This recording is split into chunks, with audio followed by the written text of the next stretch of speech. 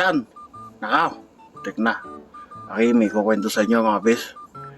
Dito sa Mandaylaya, kinapisang Don's Macper. Doon daw sa likod bahay nila, sa ilog. Sa likod bahay nila, sa ilog. Minumunto nyo pis eh. Nakahuli raw daw sila pis ng palos. Yung igat. Igat ilog. Napo sa pis yung igat eh, may sungay. Gulat ang tarop eh. Ano yan, makakaroon ng sungay yan yung igat eh. Igat yan. Magkakaroon niya sungay yan. Malaka ng po sa pisan. Nung kamo pis eh, bintiyang kami biyak-biyakin. Ang po sa pisan, alam ang pis ng tiyang kamo nung igat eh. Kalabaw. Ang palaka mo pis yung kalabaw eh. Bumara kamo doon sa lalamunan ng igat. Kaya pala yung igat eh, nagkaroon din na sungay.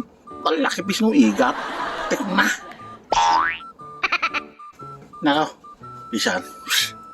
Wala yan.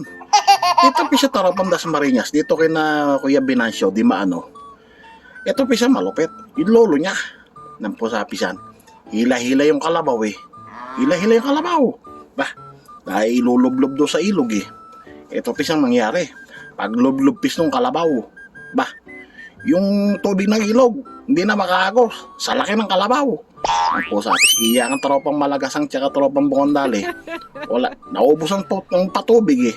Wala, hindi nakakagos ang tubig. Dalaki ng kalabaw. Barado yung ilog ng Das Marinas eh. Tek na. Pisang mo dalaki ng kalabaw. Nako, mga pisan. Wala yan. Mas matindi yung nangyari dito sa may Alapasekin. Dito sa mga bayo ko, kay na Bayo Jordan at Bayo Eboy. May itong malupit. Nakakandawa lapis ang kalabaw doon sa Alapasekin. Pati nga yung kalabaw ni Kakandani eh, yung pangarera. Wawala rin eh. Ba ito? Ginawa pis nung magkapatid eh, nung dalawang bayo ko eh.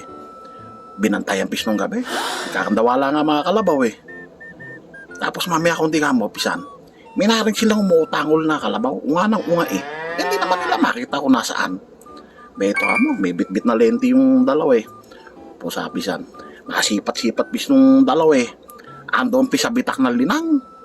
Yung kalabaw. Kasi yung kalabaw eh, sa laki ng bitak ng linang. Nahulog pala yung kalabaw doon sa bitak ng linang. Laki pis ng bitak ng linang. Tek na. Na, mga bisan. Wala yan dito sa Navarro. Ito kinapisa Egay sa area mismo nangyari. Ang po sa pisan. Nung araw, sa kwento ni Pisegay, nagtanim daw ang nanay niya ng langka eh. Langka, puro langka. Beto ngayon, dumaan ang panahon mga pisan eh.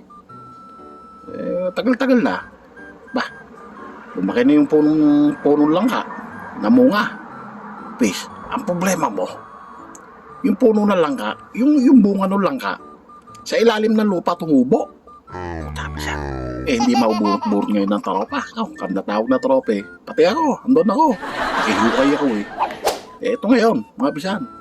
Nahukay naman namin. Yung bunga ng langka. Laki pisan eh. Ang problema mo pisan, sa laki ng bunga ng langka, pagkahugot pis namin. Opo, ayun. Tumagilid yung bahay ni Napisa Egay eh. Sa laki ng bunga ng langka. Laki ng bunga ng langka eh.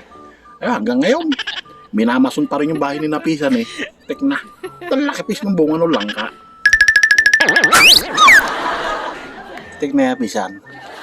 Talo pa rin kami. Ang lupet. Ayaw, di ba? Anak ka ng pu. Anak ka ng pu.